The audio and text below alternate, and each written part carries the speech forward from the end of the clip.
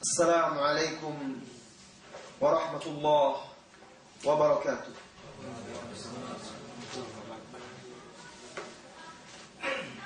Alhamdulillah hamdan katsiran tayyiban mubarakan fih. Asyhadu an la ilaha illallah wahdahu la syarika lah. Wa asyhadu anna Muhammadan abduhu wa rasuluh. Sallallahu alaihi wa ala alihi wa ashabihi wa man sara ala nahji wa tamassaka bi sunnatihi ila yaumiddin wa sallama tasliman katsira. Amma ba'd. Ikhwati wa akhwati rahimani Allah wa iyyakum. Saudara-saudari yang semoga senantiasa dirahmati dan diberkahi oleh Allah Subhanahu wa taala. Alhamdulillah, kita sudah beristirahat setelah sholat zuhur berjamaah, dan juga kita jamak qasar dengan sebagian ikhwan kita dengan asar. Kemudian kita juga sudah alhamdulillah diberi nikmat oleh Allah Subhanahu wa taala rezeki kita bisa menyantap makan siang. Mudah-mudahan diberkahi oleh Allah Subhanahu wa taala. Mari kita lanjutkan bagian kedua pertemuan kita hari ini. Pada bagian kedua ini, judul bahasan kita adalah pentingnya ilmu dan amal. Ketahuilah wahai saudara-saudariku kaum muslimin dan muslimat, ilmu dalam tanda kutip ilmu agama, ilmu syar'i, memiliki kedudukan yang tinggi di dalam syariat Islam. Ahlul ilmi adalah pewaris para nabi. Dan keutamaan seorang yang berilmu atas ahli ibadah yang tidak berilmu laksana bulan dan bintang. Derajat antara mereka bagaikan langit dan bumi.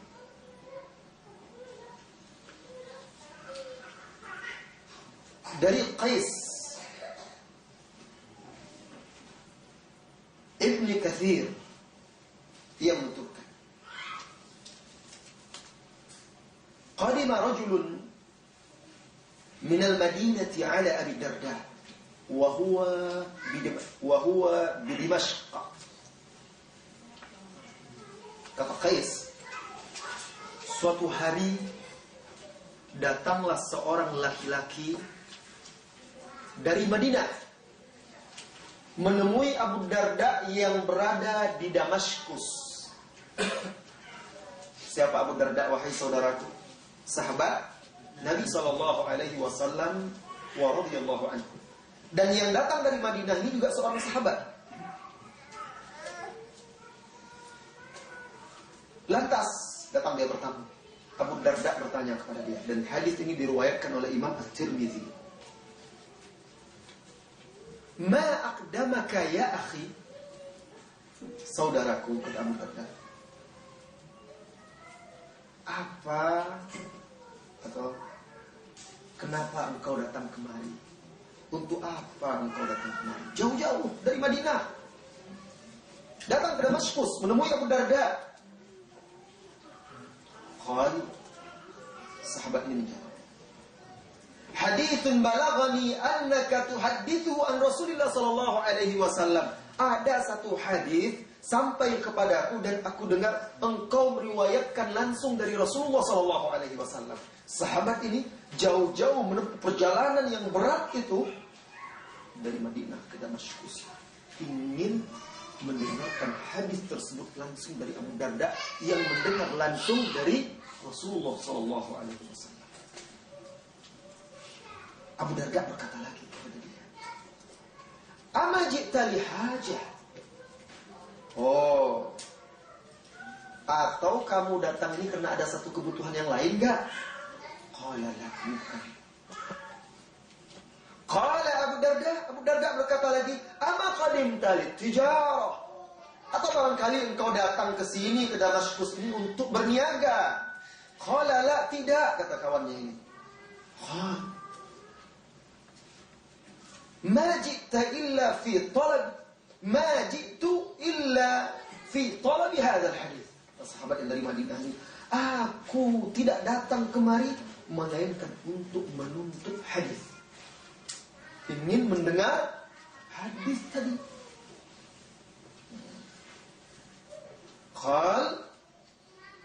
Akhirnya Abu Darda berkata, fa inni sami'tu Rasulullah sallallahu alaihi wasallam yaqul, sesungguhnya aku mendengar Rasulullah sallallahu alaihi wasallam bersabda, man salaka tariqan yabtaghi fihi ilman salakallahu bihi tariqan ilal jannah. Tiba-tiba agak sakit sedikit.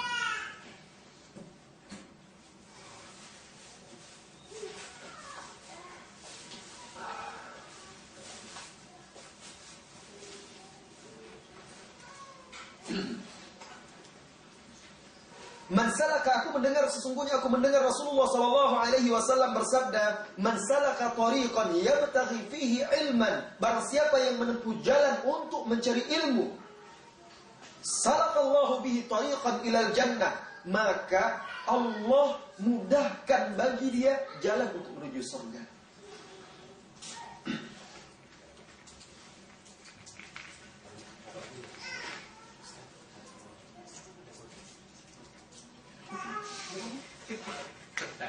Jadi pasukan bodrek nanti.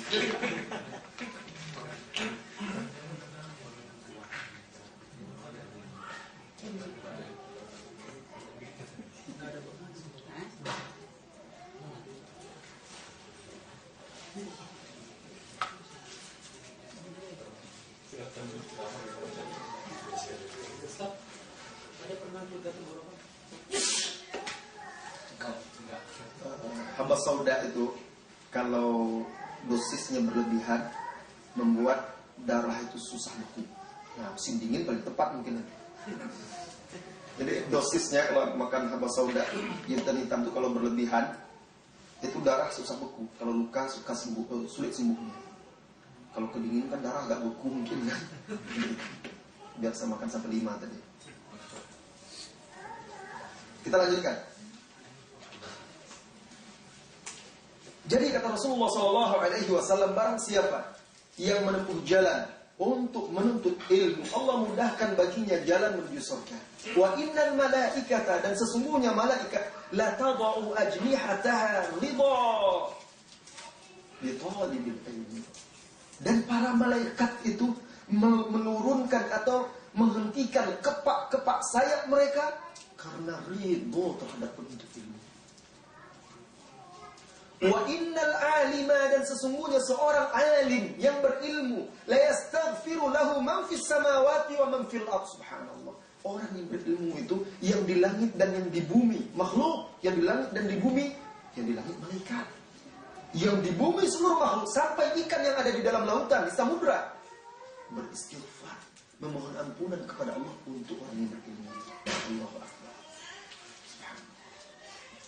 Jadi ikan-ikan, makhluk-makhluk, hewan-hewan itu dia tidak berdosa. Kalau dia beristighfar, subhanallah. Kalau kita berdoa beristighfar, banyak barangkali yang menghalanginya. Kadang-kadang makanan kita syubhat, kelakuan kita, pakaian, minum, sehingga menghalangi doa kita. Tapi subhanallah, jika kita berilmu, yang ada di langit malaikat yang tidak pernah melakukan dosa dan maksiat, tunduk dan patuh kepada Allah. Hewan-hewan semuanya beristighfar untuk orang yang berilmu. Hatta al-hitan fil ma', sehingga ikan-ikan yang ada di dalam air. Wa fadlul alimi 'alal 'abidi, dan keutamaan seorang alim atas seorang hamba, abid, ahli ibadah, orang yang sholat malam sepanjang malam, membaca Al-Quran, berzikir banyak sekali, tetapi dia tidak berilmu. Ketika ditanya, apa ibadah yang Anda lakukan ini? Siapa yang ada contoh? Dia tidak tahu. Sholatnya itu apakah memang seperti itu sholat Rasulullah SAW? Dia tidak mengerti. Apakah seperti itu Rasulullah SAW bersuci, berzikir, membaca Al-Quran, berdoa, dan ibadah-ibadahnya dia tidak paham. Penting ibadah saja. Maka orang yang berilmu jauh lebih utama daripada dia, seperti kafadlil qamari ala sa'iril kawakibin. Kalau bulan purnama telah terbit, maka hilanglah kecantikan bintang gemintang itu, seolah bintang itu mendapatkan cahaya dari keindahan bulan itu. Begitu keutamaannya. Saudaraku, saudariku, tahukah Anda perumpamaan bulan itu? Para sahabat memisalkan wajah Rasulullah SAW itu seperti bulan purnama. Bulan purnama itu bercahaya tetapi tidak panas, sejuk. Malam itu terang, indah. Seperti itu. Kadang orang kan, kalau dia pengantin baru, duduk dia kan, dekat gunung sana, nampaklah bulan purnama. Dek, tengok tuh apa? Tengok tuh. Saya panggil Sakira tadi kamu, rupanya bulan purnama. Sampai saya itu kalau pengantin baru.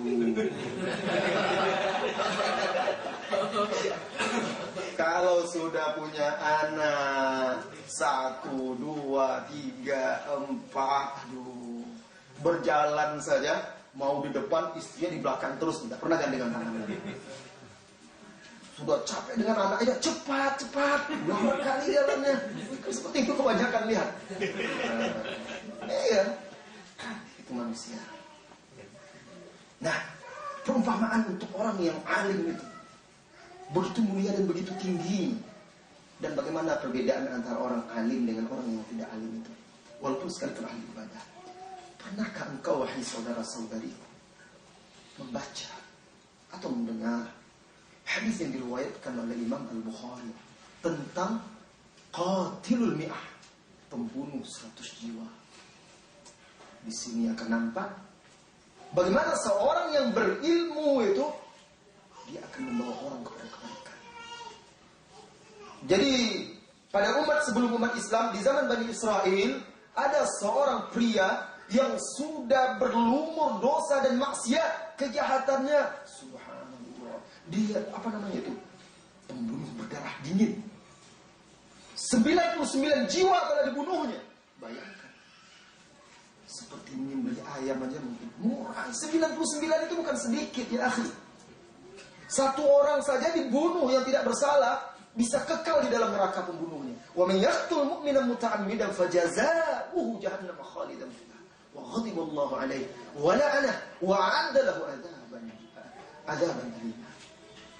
Barang siapa yang membunuh seorang mukmin dengan sengaja, maka balasannya adalah neraka jahanam. Dan wa may yaqtulul mu'mina muta'ammidan fajazaohu jahannam khalidan fiha, dia kekal di dalamnya.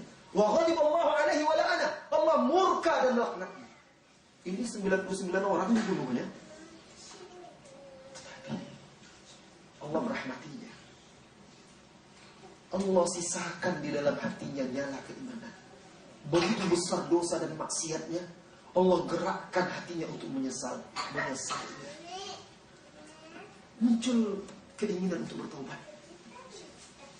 Lalu dia berusaha mencari jalan yang harus ditempuh untuk memperbaiki diri. Bertanyalah dia kepada orang banyak. Dulluni ala a'lami ahli al-ard. Dulluni ala alim. Tunjukkan aku orang yang berilmu. Aku ingin bertaubat. Aku ingin meminta nasihat. Tunjukkan aku.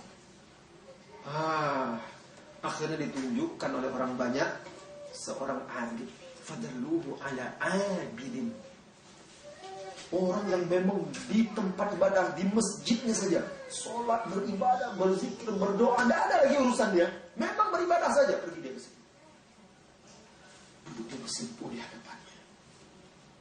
Penyesalan tampak jelas di wajahnya, sedih, menangis. Dia berkata, qataltu tis'ata wa tis'ina rajula. Aku telah membunuh 99 orang. Hali min taubah. Apakah masih bisa aku bertobat? Dosa aku begitu banyak, aku takut.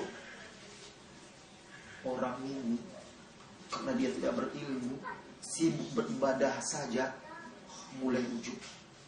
Di dalam beberapa riwayat yang dibawakan oleh Ibnu Hajar di dalam Fathul Bari, orang ini memandang rendah orang yang berdosa. Lalu dia bertanya seolah-olah melecehkan, qatalta tis'ata wa tis'ina nafsa, engkau telah membunuh 99 jiwa. Seolah-olah dia memandang, ini dosa yang sangat besar. Karena dia bandingkan dengan dirinya yang senantiasa beribadah. Apa kata dia? Anna laka taubat. Bagaimana mungkin kamu mau bertobat? Seolah-olah surga punya dia saja. Tidak bisa, mana mungkin kamu bertobat? Kamu telah membunuh 99 jiwa. Dirimu telah kotor, jiwamu ternoda. Tidak. Marah dia. Orang yang sudah terbiasa bergelimang dosa, terpancing lagi setannya itu, dibunuhnya orang itu. Genap 100 dibunuh. Bertambah dosa. Selesai itu menyesal dia. Takut dia. Bertanya dia lagi ke sana kemari kepada manusia. Duluni ala a'lami ahlil ard atau ala alimin. Tunjukkan aku orang yang alim, berilmu. Aku ingin bertaubat. Fadulluhu ala alimin. Lalu akhirnya ditunjukkan oleh orang kepada seorang alim. Tadi abid, sekarang alim.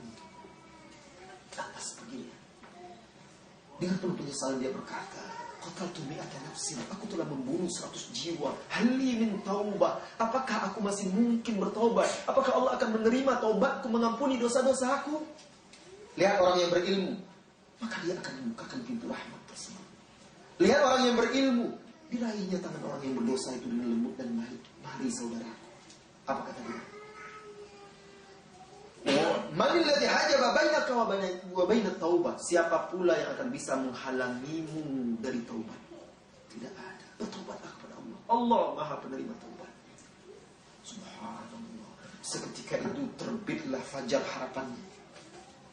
Asalnya itu kembali muncul, mencuat optimisme untuk meraih ampunan Allah Subhanahu wa taala. Lihat perbedaan antara seorang alim dengan seorang abid.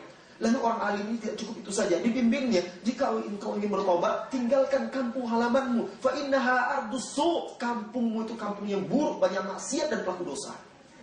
Bayangkan bukti bahwa kampungnya itu kampung buruk apa? Buktinya 100 bisa dia membunuh 100 orang di kampung itu, berarti tidak tegak amar ma'ruf nahi munkar. Banyak orang jahat di situ. Pergi ke kampung fulan, ibadatilah Allah di sana bersama orang-orang yang saleh. Berangkat dia untuk memperbaiki diri, hijrah mencari tempat yang lebih baik, berkumpul dengan orang-orang yang taat dan soleh. Belum lagi sampai tengah jalan, baru saja meninggalkan kampungnya itu, kematian datang menjemputnya. Tersungkur dia, kakinya telah kaku, dingin menjalari tubuhnya, tapi dia tidak menyerah. Dalam beberapa riwayat yang juga dibawakan oleh Ibnu Hajar di dalam Fathul Bari itu dijelaskan, dihadapkannya wajahnya ke kampung yang dituju, dibusungkannya dadanya, seolah-olah dia tidak ingin menyerah. Saya mau bertobat. Sampai akhirnya dalam kondisi seperti itu dia wafat. Maka datanglah malaikat rahmat dan malaikat azab. Malaikat azab mengatakan, orang ini telah banyak melakukan. Malaikat rahmat berkata, saya yang akan membawanya karena dia datang untuk bertobat. Apa kata malaikat azab? Dia belum beramal sama sekali, telah banyak melakukan dosa. Akhirnya Allah kirimkan malaikat yang lain untuk menengahi. Allah perintahkan, ukur kampung yang dia tinggalkan dari tempat dia mati itu dengan kampung yang dia tuju. Allah perintahkan kepada kampung yang dia tuju untuk mendekat, dan Allah perintahkan kepada kampung yang dia tuju itu untuk menjauh. Akhirnya lebih dekat dia kepada kampung yang dia tuju. Allah ampuni. Apa sebabnya? Salah satu sebabnya dia bisa selamat karena orang yang berilmu. Jadi orang yang berilmu seperti itu, dia akan senantiasa berdakwah dengan arif, lembut, bijaksana, membawa orang itu ke jalan yang baik, dan mengarahkan, bahkan mendampingi orang-orang itu untuk bisa bertaubat di jalan Allah Subhanahu wa taala. Intinya, perbedaan antara orang yang berilmu dengan tidak. Orang yang tidak berilmu akan lebih banyak menghancurkan, merusak daripada orang yang berilmu. Kita lanjutkan hadis tadi. Innal ulama warathatul anbiya. sesungguhnya ulama itu adalah pewaris para nabi. Innal anbiya lam yurithu dinar wala dirhama. Para nabi itu tidak mewariskan dinar ataupun dirham. Innama warasul ilma. Tetapi mereka hanya mewariskan ilmu. Faman akhadha bihi akhadha bihadzin wahid. Barang siapa yang mengambil warisan para nabi itu ilmu tadi, maka dia telah mendapatkan bagian yang sangat besar. Rawahu Tirmidzi. Ketika Abu Hurairah menjadi gubernur Madinah radhiyallahu anhu, dia lihat orang sudah mulai sibuk di pasar dengan dunia. Pergi dia ke masjid, dilihatnya sepi majelis ilmu. Pergi dia sebagai gubernur, pergi dia ke pasar itu. Ya ahlas suq, wahai orang-orang pasar, kenapa kalian di sini? Di masjid sedang dibagi warisan Nabi SAW, peninggalan Nabi SAW. Orang sedang berebut. Mendengar itu, tutup pasar itu. Pergi orang semuanya ke masjid. Abu Hurairah tidak di masjid. Sampai di sana dilihatnya tidak ada. Yang mereka dapatkan apa? Orang yang melingkar, berkumpul, ada yang belajar Al-Quran, ada yang belajar hadis Nabi. Semuanya halaqah ilmu, halaqah zikir. Kembali mereka kepada Abu Hurairah. Ya Amir, wahai gubernur, wahai Amir, kami tidak melihat di sana ada harta diwariskan, dibagi-bagi harta peninggalan Nabi SAW. Apa yang kalian dapatkan, kata Abu Hurairah?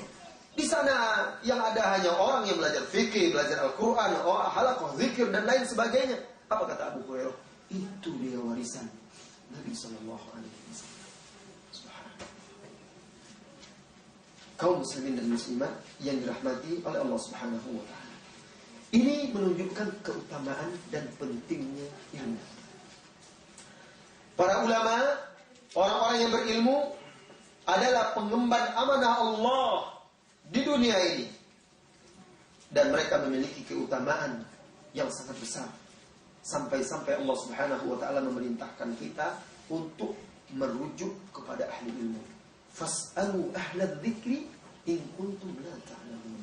Tanyalah kepada ahli dzikr, ahli ilmu, jika engkau tidak mengetahui. Kalau dalam urusan dunia saja, ya, kita tanya dahulu kepada ahli. Takut apa kita? Takut salah jalan, takut tersesat, takut salah makan. Maka dalam urusan agama lebih wajib lagi kita tanya kepada ahlinya, dan mereka adalah para ulama. Para ulama itu adalah dokter-dokter manusia yang sesungguhnya. Kenapa? Karena penyakit hati lebih banyak dan lebih berbahaya daripada penyakit badan. Kebodohan itu adalah penyakit, ilmu adalah obatnya. Dan para ulama adalah dokter yang memberikan resep obat tersebut. Tidak ada lagi kebodohan yang lebih parah daripada penyakit yang lebih parah daripada kebodohan itu. Saudara-saudari kaum muslimin dan muslimat, jadi kita mulai dahulu dengan keutamaan ilmu. Setelah keutamaan ilmu, nanti kita mulai pembahasan ini dengan apa sih ilmu yang bermanfaat itu.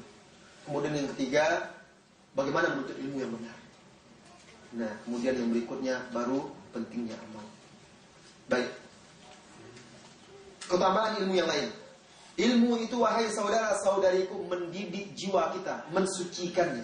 Ini keutamaannya. Sufyan ibn Uyainah, salah seorang imam tabi'in, ditanya tentang keutamaan ilmu. Beliau menjawab, alam tasma' qawlahu hina bada'a bih fa'alam annahu la ilaha illallah wastaghfir li dzambik. Ketika ada orang bertanya kepada imam ini tentang keutamaan ilmu, apa kata beliau? Apakah engkau tidak mendengar firman Allah Subhanahu wa taala ketika dia memulai fa'lam, ilmui, pelajari, ketahuilah annahu, bahwasanya tidak ada ilah yang diibadati dengan hak melainkan Allah, wastaghfir li dzambik, dan mohonlah ampunan untuk dosa-dosamu. Jadi sebelum kita berzikir, sebelum kita beristighfar, Allah perintahkan mulai dengan ilmu dulu. Al-Imam Al-Bukhari membawakan di dalam sahihnya ayat ini sebagai judul babnya. Dia buatlah bab di dalam kitabnya itu, Babul ilmi qabla al-qawli wal amal. Bab penjelasan tentang bahwasanya ilmu itu adalah sebelum perkataan dan perbuatan. Anda mau berkata, maksudnya berzikir misalnya, berdoa, berdakwah, atau menyampaikan sesuatu, maka ilmu dulu. Anda ingin beramal, berbuat, sebelum beramal, ilmu dulu. Ini maksudnya. Lalu beliau bawakan firman Allah Subhanahu wa taala tadi, fa'lam annahu la ilaha illallah, yang terdapat di surat Muhammad ayat 19. Kemudian keutamaan ilmu yang lain. Ilmu adalah cahaya hati. Sehingga seseorang itu bisa melihat hakikat umur, hakikat perkara-perkara tersebut. Seseorang melihat hakikat perkara yang sebenarnya bukan dengan mata kepala, tetapi dengan ainul basirah, pandangan hatinya. Dan ilmulah yang meneranginya. Allah Subhanahu wa taala berfirman, "Fa innaha la ta'mal absar." Sesungguhnya bukan matanya ini, mata kepalanya yang buta, walakin ta'mal qulubul lati fis sudur. Tapi yang buta itu adalah hati yang ada di dada. Hati yang ada di dada itu bukan mata. Mata melihat, tapi hati tidak mau melihat. Sehingga Al-Quran yang di hadapannya itu tidak pernah bisa dipahami. Yang berikutnya, ilmu akan mewariskan khasyatullah, takut kepada Allah. Allah Subhanahu wa taala berfirman, "Innama yakhsyallaha min ibadihi ulama." Surat Fatir ayat 28. Sesungguhnya yang takut kepada Allah Subhanahu wa taala itu hanyalah hamba-hambanya dari kalangan para ulama. Yang berikutnya lagi, ilmu adalah afdalul jihad. Jihad yang paling afdal itu adalah ilmu. Bahkan orang yang berjihad memanggul senjata pergi ke medan perang, itu mereka kalau pulang mereka harus bertanya dan belajar kepada orang yang memiliki ilmu. Allah berfirman di dalam surat Taubah,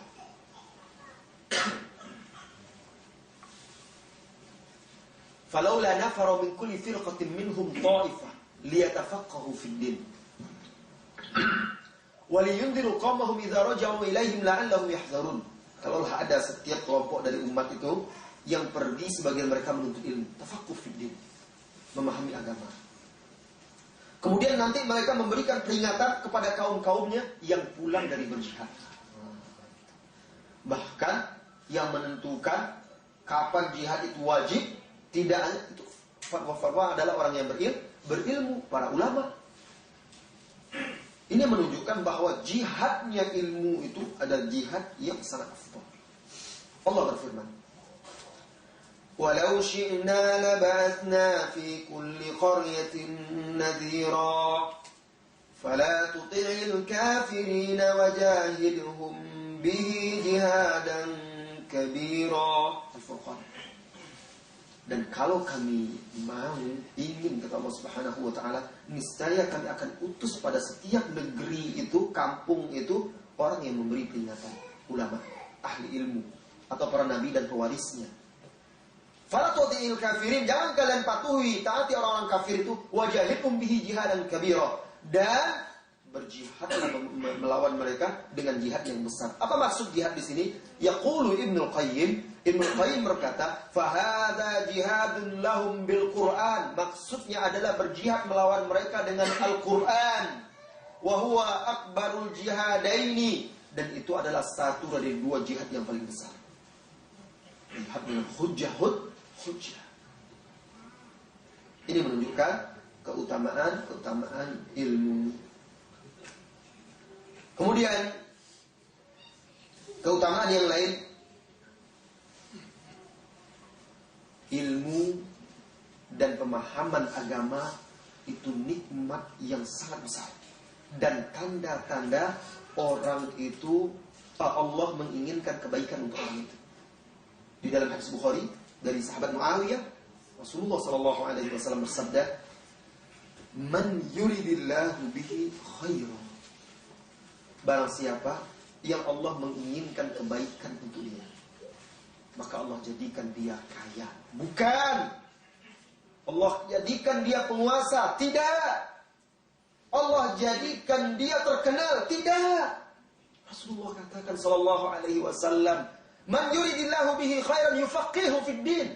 Barang siapa yang Allah inginkan kebaikan untuk dia, Allah jadikan dia faqih dalam agama, paham dia agama. Sama sekali tidak disinggung oleh Rasulullah. Allah jadikan dia banyak harta. Tetapi Allah katakan, Allah jadikan dia paham agama. Jika kita ingin melihat suatu masyarakat itu baik atau tidak, lihat bagaimana sikap mereka terhadap ilmu agama. Kalau di situ hidup para penuntut ilmu, hidup dan semarak majelis-majelis ilmu, masyarakatnya rajin menuntut ilmu agama, itu tanda kebaikan. Karena Allah menginginkan kebaikan untuk mereka. Begitu juga di tengah sebuah keluarga. Itu tanda-tanda kebaikan.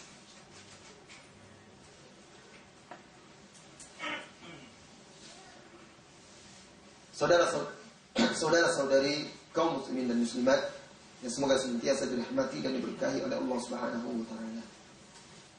Banyak sekali keutamaan-keutamaan ini. Ketika Anda mati kelak, ilmu salah satu amalan Anda yang terus mengalir pahalanya setelah Anda mati. Di dalam hadis yang kemarin saya sampaikan, 3 perkara yang tetap terus berlanjut pahalanya setelah seorang mati. Hadis Abu Hurairah itu, au ilmun yuntafa'u bihi, atau ilmu yang bermanfaat. Apa ilmu yang bermanfaat? Nah, ini dia. Sampai kita kepada pertanyaan, apa ilmu yang bermanfaat itu? Saudara-saudari kaum muslimin dan muslimat yang semoga senantiasa dirahmati dan diberkahi oleh Allah Azza wa Jalla. Ilmu yang bermanfaat secara mutlak di dunia dan di akhirat adalah ilmu syar'i. Ilmu yang ahlinya dipuji oleh Allah dan Rasulnya sallallahu alaihi wasallam. Ilmu ini adalah seperti yang diungkapkan oleh Imam Asy-Syatibi di dalam kitab Al-Muwafaqat. Beliau mengatakan, di situ langsung saya terjemahkan untuk menyingkat waktu, ilmu yang muktabar menurut syarak adalah ilmu yang mendorong pemiliknya untuk beramal. Nah, ini dia. Simak.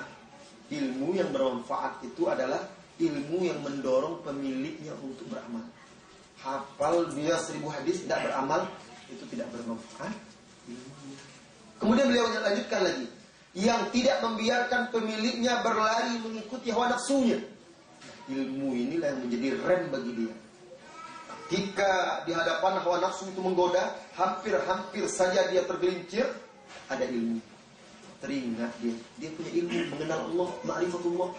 Teringat dia, saya tidak bisa tinggal di bumi selain bumi Allah. Saya tidak bisa makan selain rezeki Allah ini. Saya tidak bisa bersembunyi di tempat yang tidak diketahui, tidak terlihat dan tidak terdengar oleh Allah Subhanahu wa taala. Saya tidak bisa lari dari kematian. Saya tidak bisa pula menghindar dari malaikat zamaniyah kalau kelak saya diseret ke dalam api neraka. Itu ilmu dia. Akhirnya saya tidak berani melakukan maksiat. Ilmu yang bermanfaat itu, kata beliau juga, ia bahkan mengikat pengikutnya dengan muktadanya, mengikat pengikutnya dengan tuntutan-tuntutan, konsekuensi ilmu itu.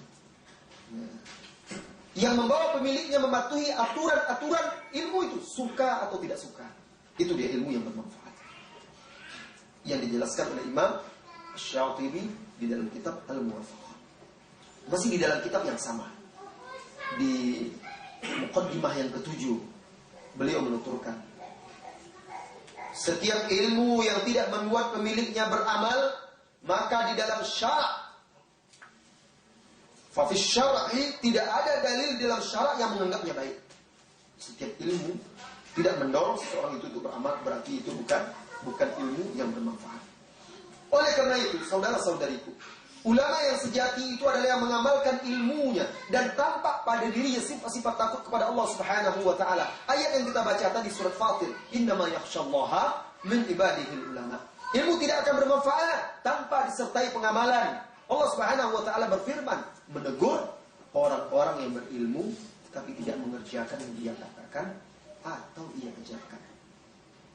Di dalam surat As-Saff, ya ayyuhalladzina amanu lima taquluna ma la taf'alun kabura maqtan 'indallahi an taqulu ma la taf'alun. Wahai orang-orang yang beriman, kenapa engkau katakan sesuatu yang tidak kamu kerjakan? Amat besar kebencian di sisi Allah kamu mengatakan sesuatu yang tidak kamu amalkan. Bahwa ilmu jika tidak diamalkan malah mendatangkan kemurkaan Allah Subhanahu wa taala. Allah juga mengingkari perbuatan orang ahli kitab yang tidak mengamalkan kebaikan yang dia sampaikan kepada manusia. Ata'muruna an-nasa bil birri? Apakah engkau perintahkan manusia melakukan kebaikan, wa tansawna anfusakum wa antum ta'lamun? Kalian lupakan diri kalian padahal kalian tahu. Kenapa Allah celah? Karena orang ahlul kitab itu tidak mengamalkan ilmu.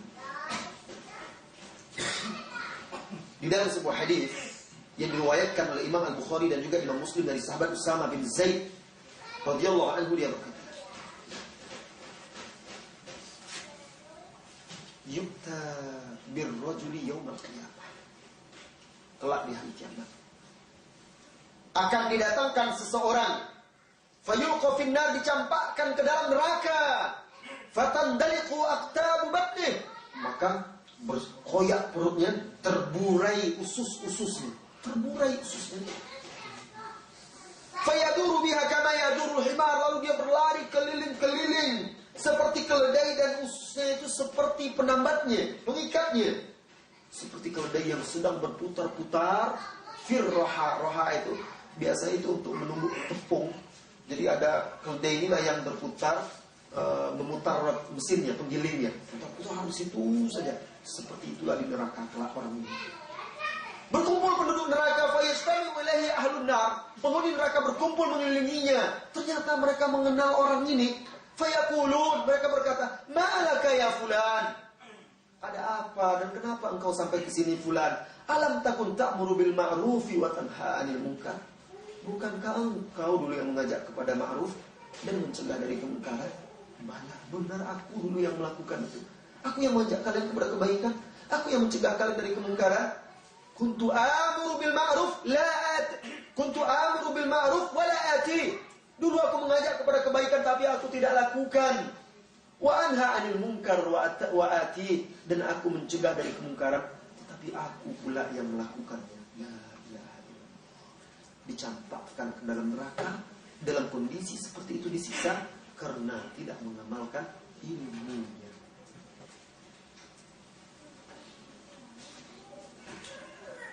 Oleh karena itu, wahai saudara-saudariku, Nabi Muhammad SAW sering berdoa mohon perlindungan kepada Allah Subhanahu wa taala.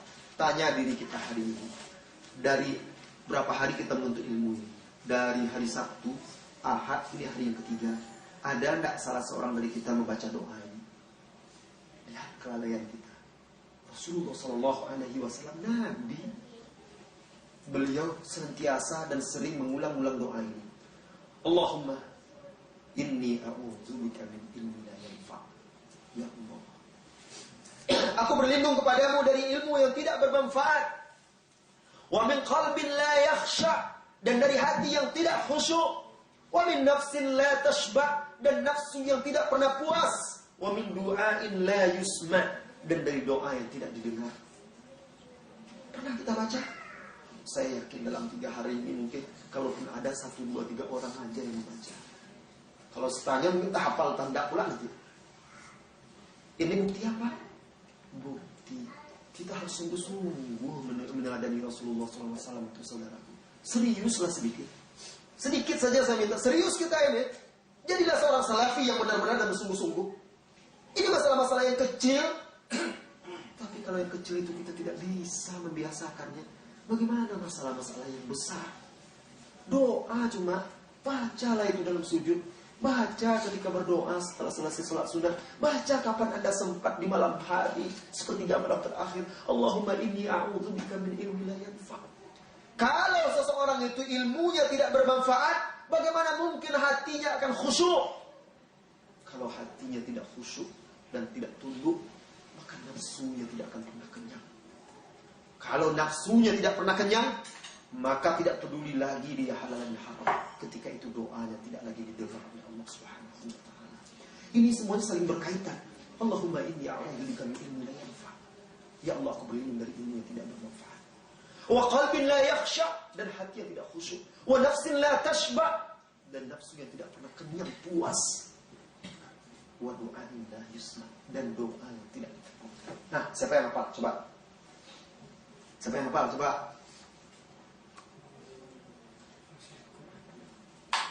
Nah. Ya.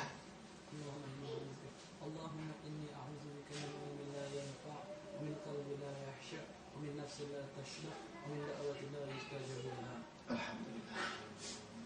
Bagus. Insyaallah semuanya berarti sama seperti itu. Hafal semuanya insyaallah. Mumtaz. Doa itu diriwayatkan oleh Imam Muslim, At-Tirmidzi dari hadis Zaid bin Arqam. Sahabat Abu Darda radhiyallahu anhu pernah berkata, Abu Darda yang tadi pertama kali hadisnya itu kita dengarkan, beliau pernah berkata, kata beliau, yang aku takuti kelak di hari kiamat itu adalah ketika Allah katakan kepadaku, apakah engkau mengetahui atau tidak wahai Abu Darda? Lalu aku menjawab, aku tahu ya Allah.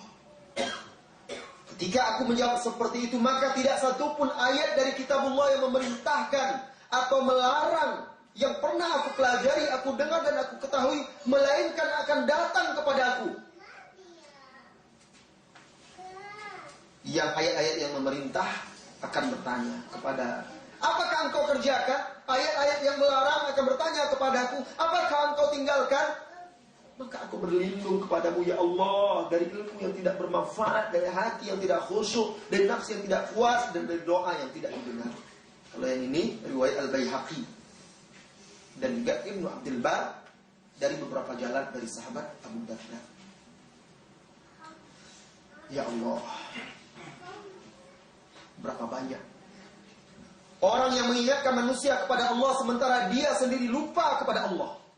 Berapa banyak orang yang menakut-nakuti manusia dengan Allah, ternyata dia lancang dan berani menentang Allah.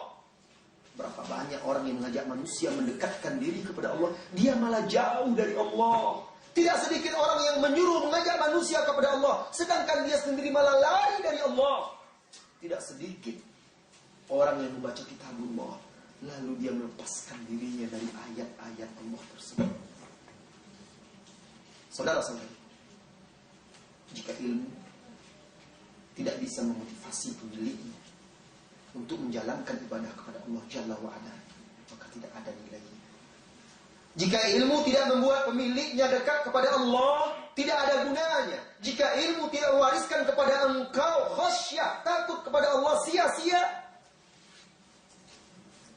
Jadi ilmu yang muktabar secara syar'i, yang dianggap bermanfaat di dalam syariat Islam, ilmu yang mendorong pemiliknya untuk beramal dengan segala perkara yang dapat mendekatkan dia kepada Allah Azza wa Jalla, menjalankan perintah, menjauhi larangannya, berhenti di batasan-batasan yang telah ditetapkan oleh Allah Subhanahu wa ta'ala. Itu ilmu yang bermanfaat. Masalah yang berikutnya, bagaimana cara kita menuntut ilmu yang bermanfaat ini? Karena kita persingkat ya, cuma sampai jam 2.30 kayak kita persingkat. Bagaimana? Oh, masih ada, sudah asar nanti. Nah, sudah asar nanti insyaallah.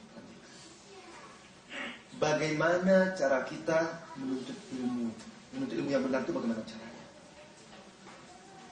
Imam Asy-Syatibi. Imam Asy-Syatibi itu orang yang terkenal dari Spanyol. Salah satu kitabnya yang cukup terkenal dan diterjemahkan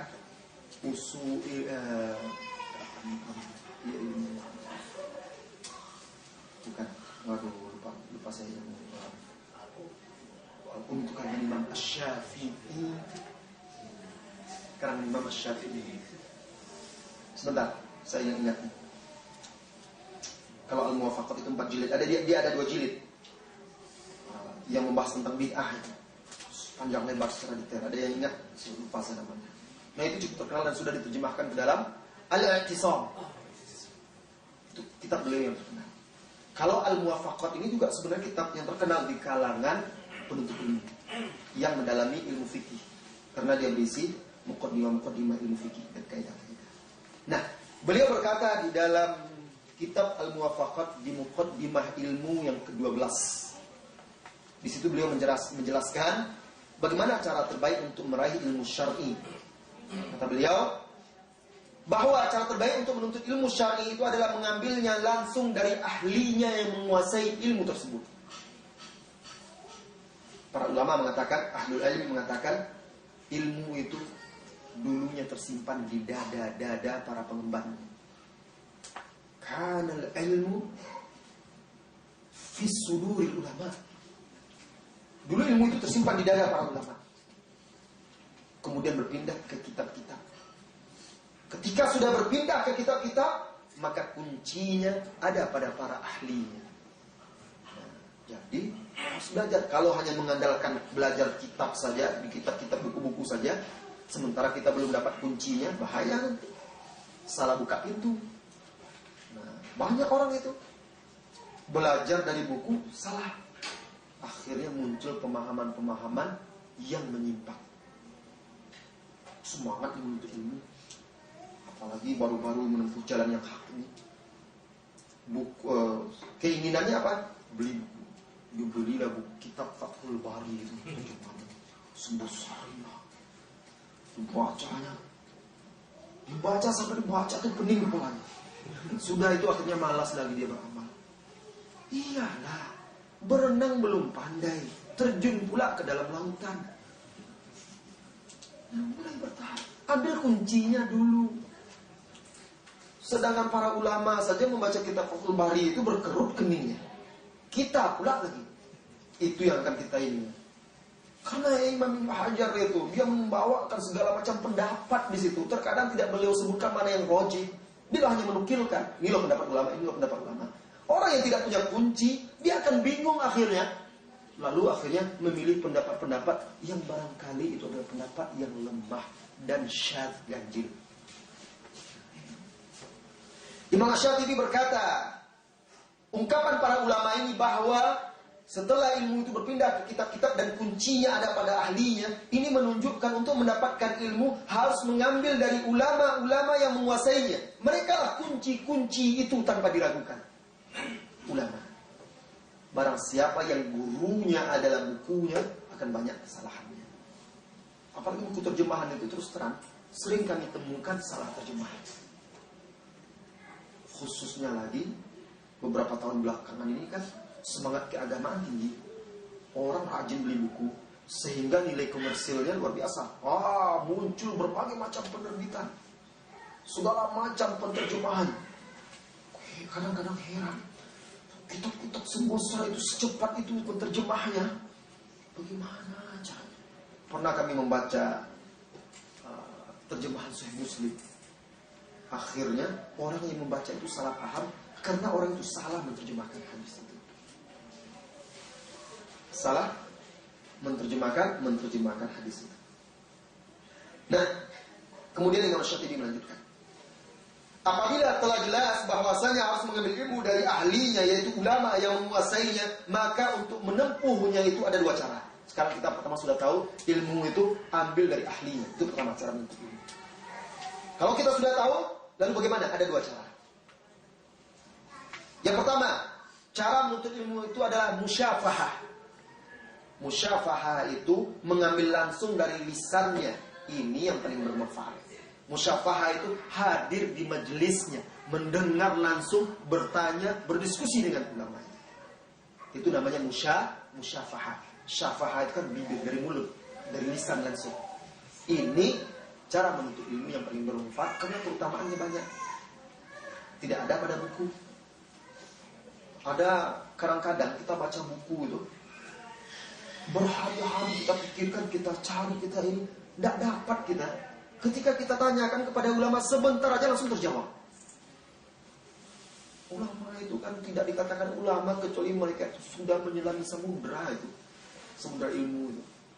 Berbagai macam kitab permasalahan sudah dia bahas. Para ulama itu, mana ada ulama yang tidak hafal Al-Quran? Mana ada para ulama yang tidak membaca hadis-hadis Sahih Bukhari, Sahih Muslim, segala macam. Kalau ada mengaku ulama, tidak kenal kitab hadis, itu bukan ulama itu, tapi ulama. Huruf ulama itu. Ya. Iya. Iya, kan ulama itu dia dikatakan ulama itu karena sudah kokoh kakinya di atas ilmu itu. Dia kuasai bahasa Arab itu dengan seluk-beluknya. Dia kuasai Al-Quran itu dengan seluk-beluknya. Dia kuasai hadis Nabi SAW dengan seluk-beluknya, tafsir dengan seluk-beluknya, fikih dengan seluk-beluknya. Tahu dia perbedaan-perbedaan pendapat ulama, tahu dia apa saja perkara-perkara yang sudah diijma' ulama, tahu dia mana yang menasah, mana yang menasahkan. mana yang am, mana yang khas, mana mutlak, mana muqayyad, dan lain sebagainya. Bisa dia membedakan mana sahih, mana dhaif. Itu dia ulama. Kalau kita ini masih penuntut ilmu namanya.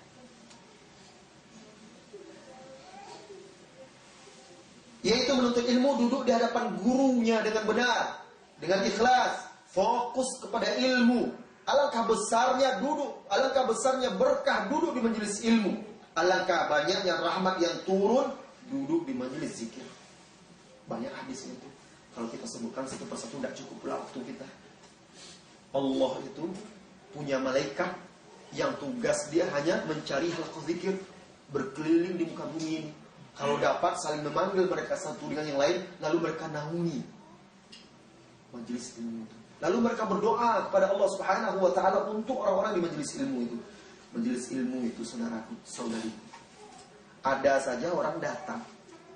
Dia datang itu untuk jualan, duduk dia di majelis ilmu itu akan manfaatnya. Kan ada itu di dalam hadis Bukhari itu. Di akhir hadis yang panjang itu, Allah Subhanahu wa taala katakan kepada malaikat, "Ishhadu anni qad ghafartu lahum." Saksikanlah wahai para malaikatku, aku sudah ampuni orang yang di majelis ilmu itu semua. Maka berkatalah malaikat, ada yang berkata malaikat, "Ya Rabb, inna fihim fulan." Di tengah mereka itu ada si fulan, la yati lil ilm, la yati ila li haja. Dia datang bukan untuk ilmu, ada keperluan lain saja dia datang ke situ.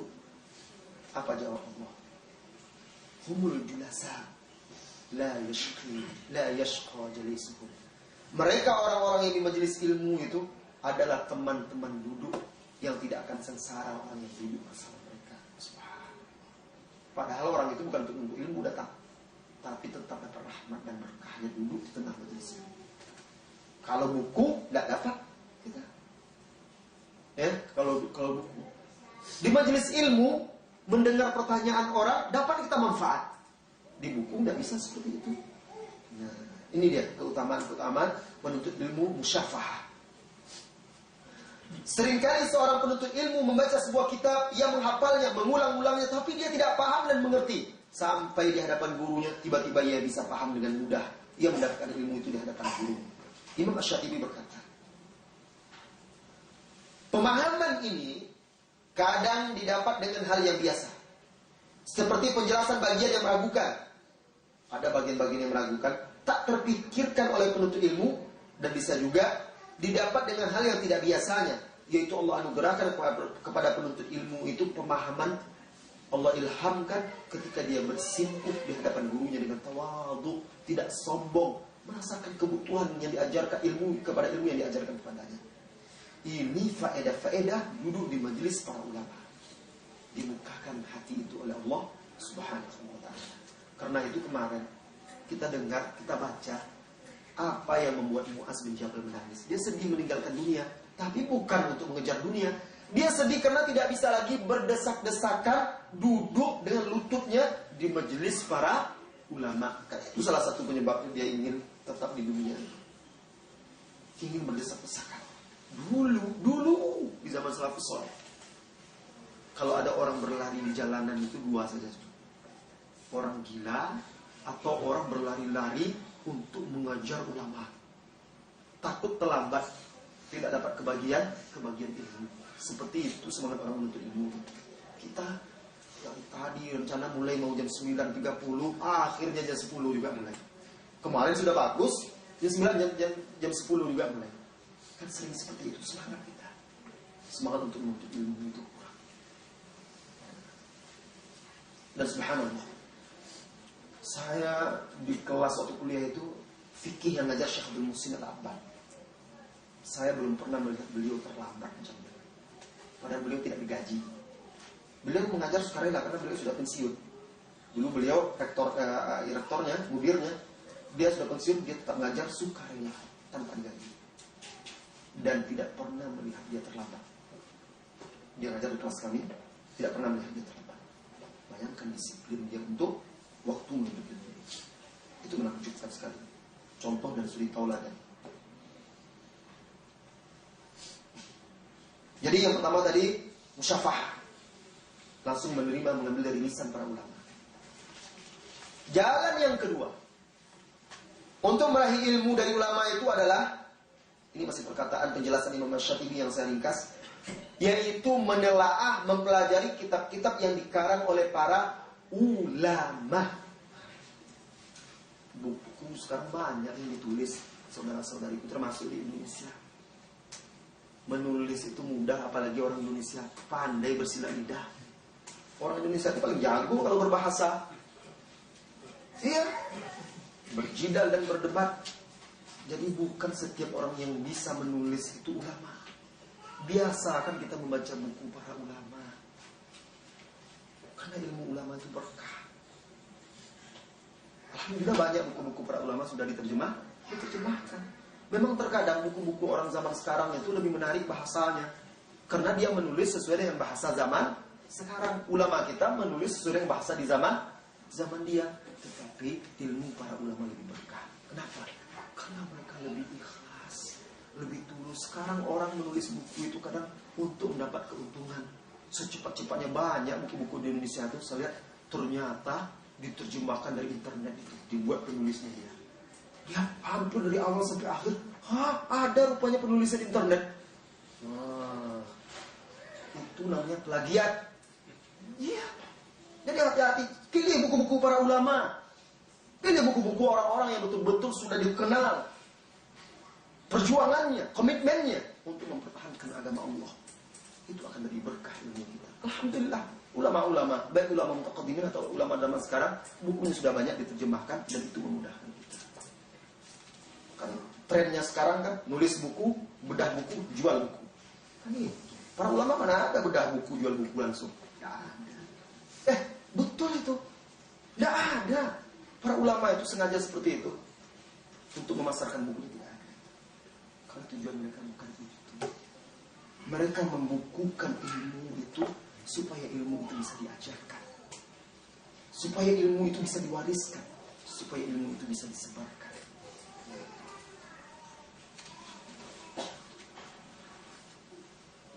Jadi kita lanjutkan dari apa kata Imam Asy-Syatibi, Abu Ishaq Asy-Syatibi rahimahullah taala, yaitu dengan menelaah kitab-kitab yang dikarang oleh para ulama.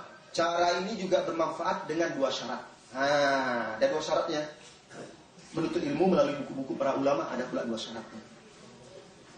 Syarat yang pertama, 14.30 itu selesainya ya, itu istirahat. Berarti 14.15 itu tanya jawab. Tadi ada pertanyaan tersisa. Syarat yang pertama, mampu memahami maksud-maksud ilmu yang sudah dipelajari. Lihat, mengetahui istilah-istilah ahlinya yang akan membantunya memahami kitab-kitab yang dipelajari. Nah, jadi tidak sembarangan ada kunci-kuncinya. Kita baca buku apa sih? Buku fikih. Harus paham kita istilah-istilahnya. Kalau kita lagi beli buku, itu jangan langsung lihat isinya. Wah, baca dulu mukadimahnya. Gimana sih metode pengarang ini? Mungkin dia punya istilah-istilah khusus di situ. Seperti Imam Ibnu Hajar Al-Asqalani kalau di dalam kitab Bulughul Maram, dia menyebutkan hadis lalu dikatakannya akhrajahul arba'ah. Misalnya, dikeluarkan hadis ini oleh imam yang 4. Harus tahu kita apa yang maksud imam yang 4 ini. Apa? Bukan Imam Abu Hanifah, Malik, Syafi'i dan Ahmad, tidak. Tapi yang dia maksud itu Ashabus Sunan Al-Arba'ah. An-Nasa'i, Abu Dawud, Tirmidzi, Ibnu Majah misalnya. Atau kadang-kadang Rawahus Sittah illa al-Bukhari misalnya, diriwayatkan oleh 6 kecuali Bukhari. Itu ketemu Sittah, tapi Imam Bukhari tidak. Itu istilah-istilah. Kadang ada ulama itu yang mengarang kitab istilah cuma huruf kha. Ada juga to, ba. Apa maksudnya ini? Itu bukan rumus-rumus mantra. Kadang membaca hadis itu setelah haddatsana fulan, huruf ha. Apa itu? Harus paham kita. Ha itu maksudnya tahwil, pindah dari satu sanad ke yang lainnya. Itu istilah-istilah kunci-kunci itu kita ketahui juga dari ulama. Kalau kita tahu nanti istilah-istilah pengarang itu dan istilah-istilah materi buku itu ilmu fikih. kita sedikit banyak sudah tahu istilah-istilah fikih akan membantu kita untuk memahami buku tersebut. Syarat yang kedua, hendaklah ia memilih kitab-kitab ulama terdahulu. Itu Imam Asy-Syatibi menjelaskan. Jadi yang saya katakan tadi bukan dari saya. Imam Asy-Syatibi ulama juga yang menjelaskan. Pilih kitab-kitab ulama terdahulu, karena mereka lebih mendalam ilmunya daripada ulama mutaakhirin. Tidak akan ada lagi ulama-ulama mutaakhirin yang akan menandingi seperti Imam Asy-Syafi'i. Tidak akan ada. Tidak akan ada lagi. Semakin ke ujung, tentu semakin berkurang ilmunya dan kemampuannya. Sedangkan Rasul sendiri bersabda sallallahu alaihi wasallam, la ya'ti zamanun illa alladhi ba'dahu syarrun min alladhi qablahu. Tidak akan datang satu zaman melainkan yang sesudahnya lebih buruk dari yang sebelumnya. Gitu. Semakin dekat masa ulama itu dengan zaman Rasulullah sallallahu alaihi wasallam, semakin kuat ilmunya, semakin berkah ilmunya.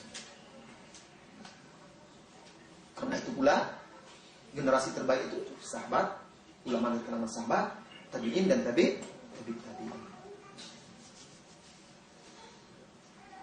Maka barang siapa yang ingin mendapatkan ilmu syar'i, hendaklah mendatangi ahlinya, yaitu para ulama. Duduk di hadapan mereka dengan meluruskan niat, mengikhlaskan amalan hanya untuk Allah Azza wa Jalla, bertakwa kepada Allah zahir dan batin, ketika sendiri maupun di hadapan orang banyak, dalam perkataan maupun perbuatan. Hendaklah dia senantiasa berusaha menjaga ketaatan, bersungguh-sungguh dalam menjauhi maksiat dan yang diharamkan oleh Allah. Karena maksiat adalah kegelapan yang akan memadamkan cahaya ilmu. Seperti perkataan Imam Malik rahimahullah ta'ala kepada muridnya Imam Asy-Syafi'i. Hai anakku, aku melihat bahwasanya Allah telah memberikan cahaya di hatimu. Kapan dia katakan itu? Ketika Imam Malik datang kepada dia. Ternyata ketika Imam Syafi'i datang kepada Imam Malik, usianya berapa waktu? Belasan tahun. Dia sudah hafal kitab Muwatta. Kagum Imam Malik. Apa kata Imam Malik? Anakku, aku lihat Allah memberikan cahaya ke hatimu. Jangan padamkan cahaya itu dengan kegelapan maksiat. Asy-Syafi'i berkata, syakautu ila waqi'in an su'i hifdzi. Aku mengadu kepada guruku Waqi' tentang buruknya hafalanku. Fa'arsyadani ila tarkil ma'asi. Lalu beliau membimbingku untuk meninggalkan maksiat. Wa awsani anna al-ilma nur, dan dia wasiatkan bahwa ilmu itu adalah cahaya. Wa nurullah la yuhda lil 'asi, dan cahaya Allah tidak diberikan kepada pelaku maksiat. Susah menghafal Al-Qur'an, susah memahami ilmu, tertutup rasanya hati itu. Mungkin maksiat yang kita kerjakan yang menodainya. Tobat, istighfar, mohon ampun. Bersihkan hati kita, jauhkan diri kita dari maksiat. Ini cara menuntut ilmu yang benar. InsyaAllah nanti sudah asal kita lanjutkan. 15 menit yang tersisa saya akan menjawab pertanyaan yang belum terjawab tadi. Allahu a'lam bishawab.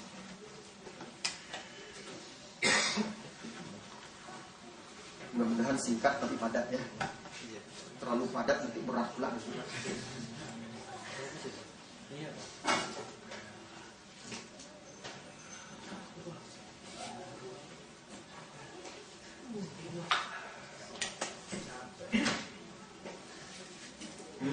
Capek. Dia capek pinggangnya. Duduk aja ya.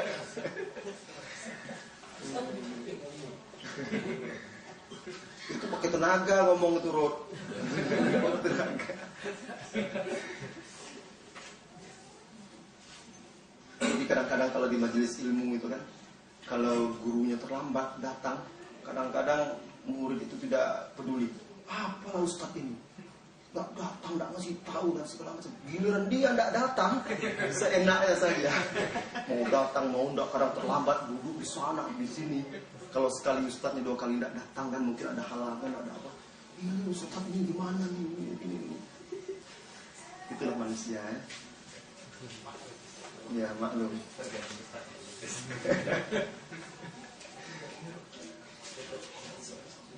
Mana pertanyaannya tadi? Yang sebelah sini Ustaz, yang belum. Ya, yang sini sudah. Belum ini, sudah saya kumpulkan. Yang ini.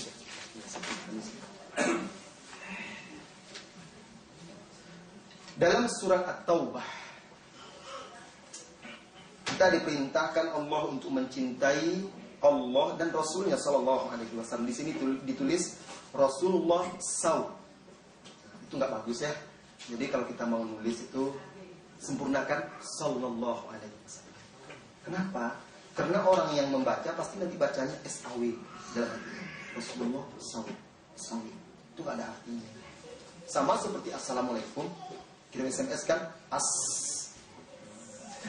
ya, tidak ada artinya di dalam bahasa Arab. Maksud kata Ustaz. Orang yang membacanya bukan Assalamualaikum pasti pasti itu yang terlintas di hatinya. Bahasa Inggris artinya. Apa itu artinya? Nggak bagus kan? Makanya yang lengkap. Jadi Allah Subhanahu Wa Taala jangan SWT. Rasulullah Sallallahu Alaihi Wasallam tulis dengan lengkap karena itu ibadah, sholawat. Ya. Allah perintahkan dalam surah At-Taubah kita untuk mencintai Allah dan Rasulnya Sallallahu Alaihi Wasallam serta jihad fi sabilillah. Yang dimaksud jihad di sini apa ya Ustaz? Kalau yang dimaksud di ayat itu adalah jihad berperang di jalan Allah. Di Al-Quran dan di dalam hadis-hadis kalau disebutkan jihad secara mutlak itu maksudnya jihad berperang di jalan Allah. Kalau yang dimaksud jihad yang lain pasti ada nanti penjelasan-penjelasan seperti ilmu termasuk jihad, berbakti kepada kedua orang tua termasuk jihad. Tetapi kalau yang disebut di ayat ini adalah jihad berperang di jalan Allah. Dari mana kita bisa paham? Baca ayat-ayat sebelumnya. Ini untuk menegur orang-orang munafikin yang malas berperang. Orang-orang yang enggan berperang bersama Rasulullah Sallallahu Alaihi Wasallam karena lebih mencintai alasan mereka kan keluarga, anak, kebun, harta dan sebagainya. Saya pernah mendengar bahwa salah satu penyebab orang yang tertahan untuk masuk surga karena tidak suci dari najis. Di sini saya ingin menanyakan, bagaimana adab atau cara yang benar dalam buang air kecil, di mana kita ketahui di sini WC-nya tidak boleh basah. Saya basah terus, pakai air aja kan. Jadi, saudara-saudariku, yang benar bukan terhalang masuk surga. Kencing itu di dalam hadis Rasulullah SAW yang cebok tidak bersih atau percikan-percikan yang tidak dibersihkan itu menjadi penyebab terbanyak orang disiksa di alam barzah. Jadi ada dua perkara yang menjadi penyebab terbanyak. Ada sebab-sebab lain, tapi mayoritas manusia kebanyakan disiksa oleh itu. Mengadu domba dan tidak bersih tidak membersihkan sisa-sisa najis air seni. Seperti hadis Al-Mughirah bin Syu'bah.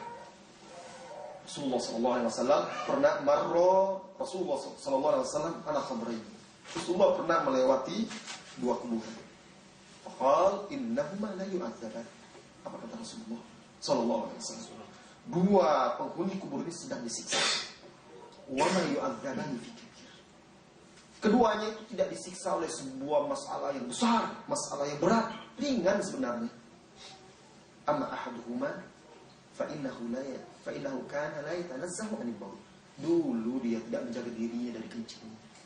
Tidak cebok, kadang kena percik-percikan kaki yang tidak dibersihkannya, pakaiannya. Nah, penyebabnya itu. Kemudian yang kedua, wa amal akhar kana yamshi fid dunya namama. Dia dulu di dunia suka mengadu domba. Di dalam riwayat lain juga Rasulullah menjelaskan kebanyakan azab di kubur yang menimpa umatnya karena ini. Kencing yang tidak bersih dicuci. Nah, bagaimana kondisi seperti sekarang? Kan WC tidak boleh basah. Sebenarnya untuk cebok bersuci kan boleh air, boleh istinja dengan benda lain. Selain dari tulang, jangan istinja dengan tulang. Marah jin nanti. Karena tulang itu makanan jin. Atau dengan kotoran yang sudah keras. Nah, karena itu makanan hewan tunggangan jin. Tapi selain itu bisa termasuk tisu, itu bisa. Ya, bersihkan aja dengan baik dan benar sampai betul kering, sampai bersih.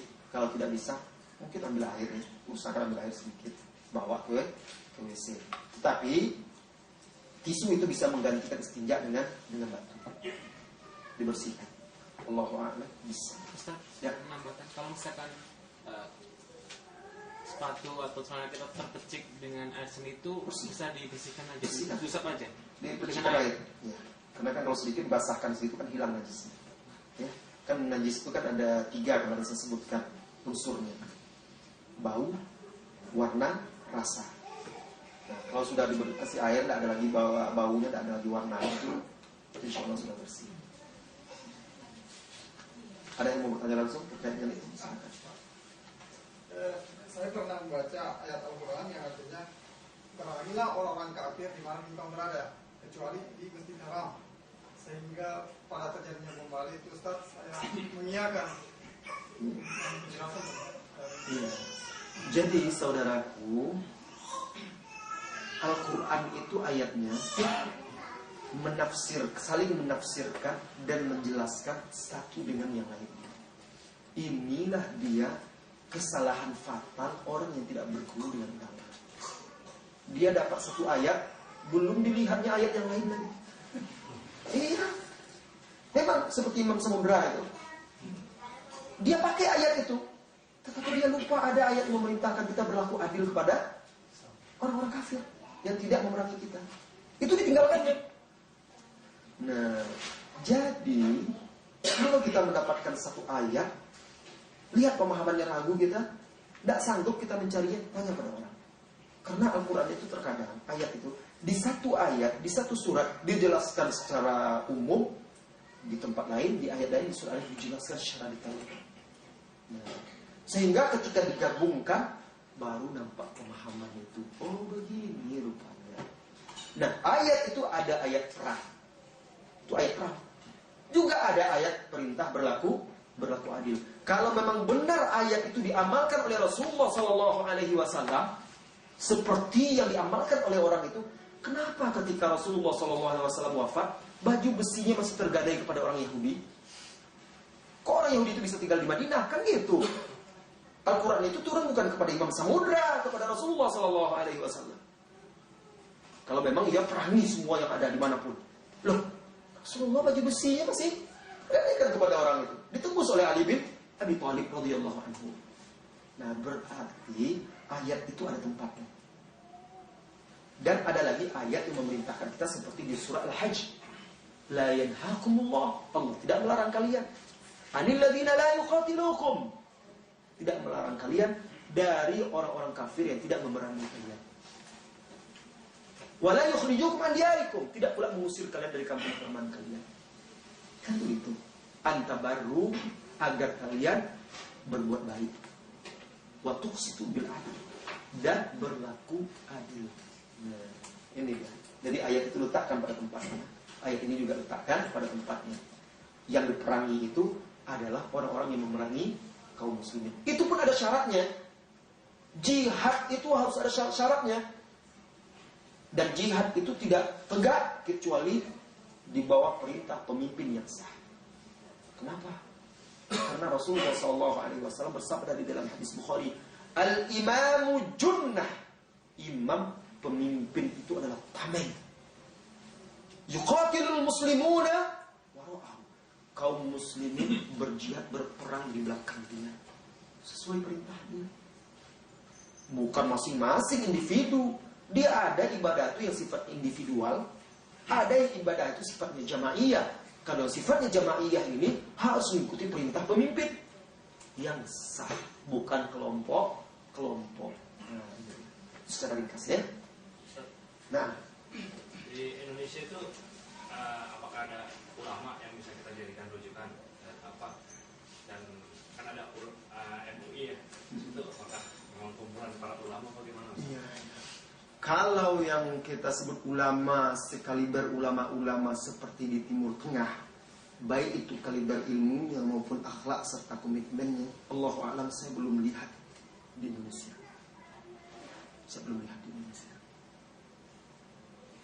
Adapun majelis yang dimaksud itu banyak sekali di sana, kumpulan-kumpulan yang terkadang kita melihat ulama merokoknya kencang. Iya, tidak nampak di situ pengamalan ya. Bahkan seperti di daerah sana, anggaplah kan majelis ulama itu ada apa namanya, cabang-cabang. Di tempat saya itu, rumahnya dekat masjid, tak pernah nampak di masjid. Kita berbaik sangka mungkin dia sibuk kerja, tapi kalau subuh itu mungkin juga kerja rasanya dia. Kerja di dapur. Jadi susah kita mau berbaik sangka jadinya. Nah, itu ketua majelis ulama. Jadi itulah ya. Jadi susah kita kalau di zaman sekarang. Tapi kalau untuk penuntut ilmu yang meneladani dan mengikuti para ulama, insya Allah ada di negeri kita. Itulah ustaz-ustaz kita itu, yang berjuang mengikuti dan mengajak kita meneladani para ulama. Nah, tapi belum bisa kita katakan ulama lagi. Masih penuntut ilmu yang barangkali, dan itu prasangka baik kita, mereka lebih berilmu dari kita. Nah, mereka lebih memahami, lebih paham, lebih kokoh ilmunya dari kita. Ustaz, Ya. boleh kan kita datang kepada Ustaz, kemudian kita minta ingin mengkaji kitab ini pada Ustaz, apakah itu pertanyaan yang baik atau? Misalnya kita punya kitab dan kita ingin memahami dan mempelajari, datang kita kepada seorang ustaz yang ingin belajar, itu boleh ya. Seperti itu memang Imam Syafi'i itu sengaja datang untuk itu.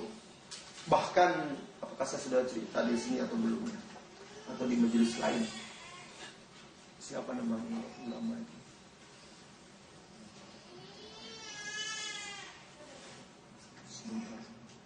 Saya lupa nama ulama. Dia ingin belajar hadis dari imam itu. Kemudian, oh iya, betul-betul. Jadi bapak dia kan sudah jual rumah, kan sudah saya ceritakan sama saya. Entah di sini atau di masjid sekali. Bapak dia sudah jual rumah untuk mengirim dia belajar kepada imam itu. Tapi karena dia anak kecil ya, kan itu udah saya ceritakan itu. Karena anak kecil tidak dipandang dia, remehkan terus.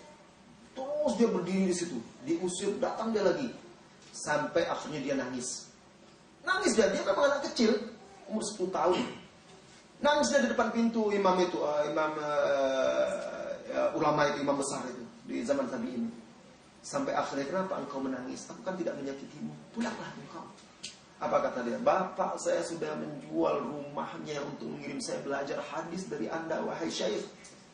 Malah engkau menzalimi saya. Akhirnya merasa berdosa syekh itu. Dia berkata, kalau begitu bagaimana saya menebus kesalahan saya? Diamlah. Dia mau memujuk anak itu. Apa katanya? Ajarkan saya 15. Oh bukan gitu dulu. Dia dipukul. Dia disuruh keluar dan dipukul oleh pembantunya, disuruh bawa dia pergi dan pukul dia pakai sandal. Karena dia akan membangkang, ingin terus belajar. Kalau tidak boleh, dia datang juga. Nangis. Engkau malah memukul saya 15 kali. Nangis dia, engkau zalim. Syekh itu akhirnya tersentuh. Kalau begitu, apa yang harus saya lakukan untuk menebus kesalahan saya? Ajarkan saya untuk setiap satu pukulan itu satu hadis, kata dia. Wah, akhirnya diajarkan 15 hadis sesuai dengan jumlah pukulan itu. Selesai dapat dia 15 hadis itu, apa kata anak ini? Ya Syekh, tambah pukul lagi saya. Tetapi setiap pukulan, ajarkan saya satu hadis. Sampai seperti itu dia rela dia. Nah, ya, jadi itulah dia para ulama datang untuk belajar. Rela dia seperti itu. Saya dulu pernah sering gitu buat kitab ini datang ke Ustaz, tapi udah keluarga. Kadang-kadang Ustaznya kan nggak di masih misi. Sebenarnya saya juga nunggunya di luar, cuma ada orang takut membaca dari tetangga-tetangganya gitu kan. Soalnya seorang sendiri yang istrinya kan di rumah sendirian. Tapi biasanya istrinya suami belum pulang, saya tolong di luar, saya di luar juga kan. Cuma sering bilang Ustaz jangan seperti itu, nanti membuat fitnah, mending kau datang ke majelis aja. Padahal Ustaz itu tidak masalah. Kalau memang Ustaz itu yang tidak mau, berarti nggak usah. Ya, buat kesepakatan jadwalnya. Mungkin itu sudah mau semua, cuma Ustaz yang lain ini takutnya mending kamu di majelis aja sama-sama. oh nggak mesti seperti itu. Tidak mesti seperti itu. Syekh Al-Albani orang datang belajar kepada Syekh bin Baz, orang datang belajar kepada dia. Mau datang ke majelis bisa. Cuma kan terkadang di majelis itu sifatnya kita tidak bisa takhasus, tidak bisa mendalam karena orang banyak. Oleh karena itu para ulama-ulama itu mereka punya murid-murid khusus, murid-murid dekat. di mana dia betul-betul mendalam, dikaji mendalam. Kalau majelis-majelis umum seperti ini kan tidak bisa secara mendetail, tidak semuanya bisa paham. Kalau yang lain sudah bingung, berat sekali pengajian ini, ya kan? Kaidah-kaidah ini, akhirnya malas orang ngaji. Nah itu ada majelis-majelis untuk menuntut ilmu. Dan tidak ada masalah, itu juga merupakan metode para ulama dahulu. Yang penting buat kesepakatan dengan ustaz itu. Sehingga kita datang memang pas dia ada di rumah.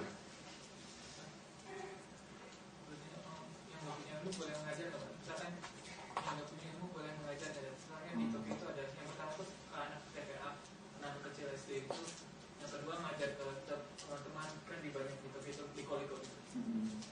Oke. Pertanyaannya Ustaz, yang tidak punya ilmu boleh mengajar nggak?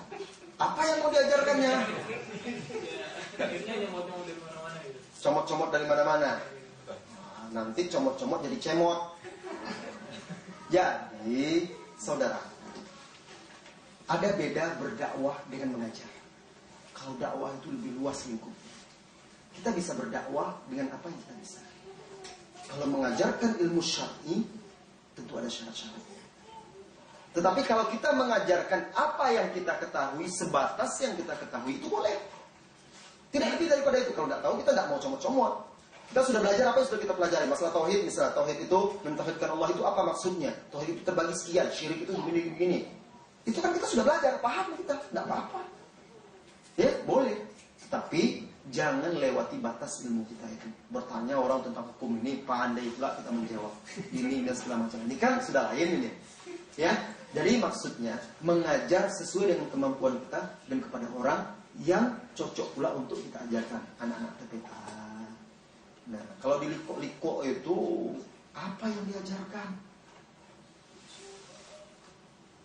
Apa yang diajarkan? Terserah yang mengajar. Oh, terserah yang ngajar. Nah, sebenarnya kalau memang mau mengajarkan, ajarkan aja secara umum kepada kaum muslimin. Nah, ayo kita belajar segala macam. Kalau kita tidak punya ilmu, lebih baik baca buku para ulama. Ini loh, kita bacakan aja. Misalnya Syarah Riyadhus Shalihin, baca hadisnya, ada syarahnya, ada poin-poin, sudah bacakan. Malu kita, kenapa pula malu membaca? Memang kita itu bisa kita. Jangan karena malu, akhirnya tanggung jawab kita di hadapan Allah berbahaya nanti. Ya? Jadi tidak apa-apa, ajarkan yang semampu kita saja. Kalau memang udah saya nggak ada lagi ilmu saya ini, habis sudah perbendaharaan ilmu saya, kita baca-baca buku aja, nggak masalah. Itu insya Allah akan memberikan manfaat. Itu dakwah, ya. Habis waktunya. Ini belum terjawab lagi semuanya.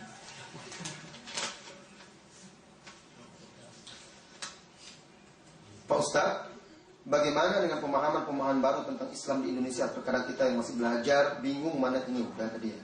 Oh, belum. Bingung yang mana yang sebaiknya kita ikuti. Tidak usah bingung saudaraku.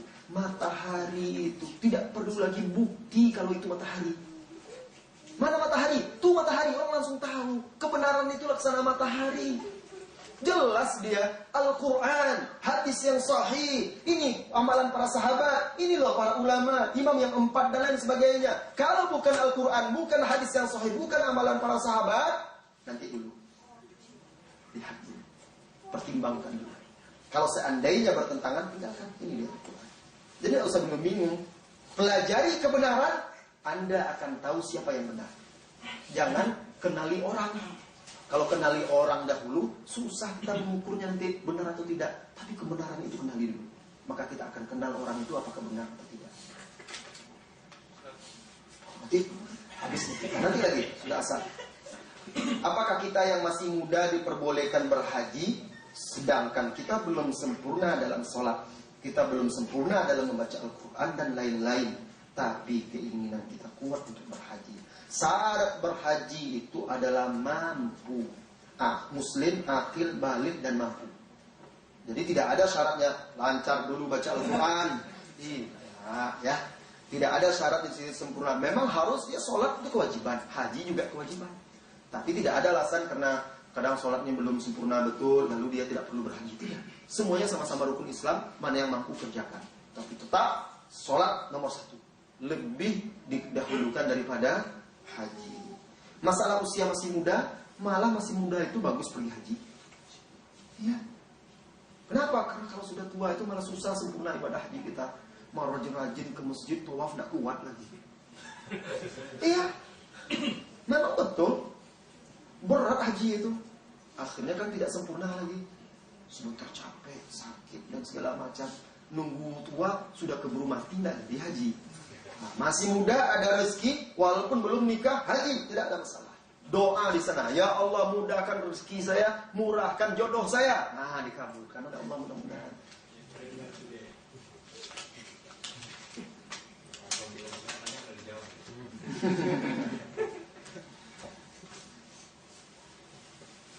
Ustaz, apakah maksud bahwa bangsa Yahudi adalah bangsa keturunan monyet atau babi? Salah.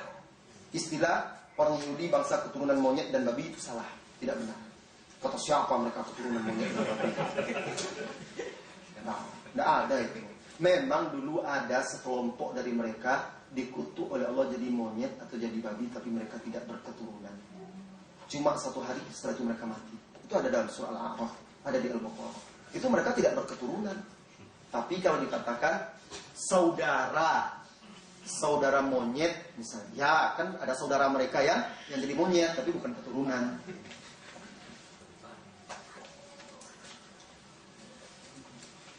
Baik, sampai di sini dulu kita sholat asar dulu. Wassallallahu wasallam ala nabiyina Muhammad walhamdulillahirabbil alamin. Subhanakallahumma wa bihamdika asyhadu an la ilaha illa anta astaghfiruka wa atubu ilaik. Assalamualaikum warahmatullahi wabarakatuh.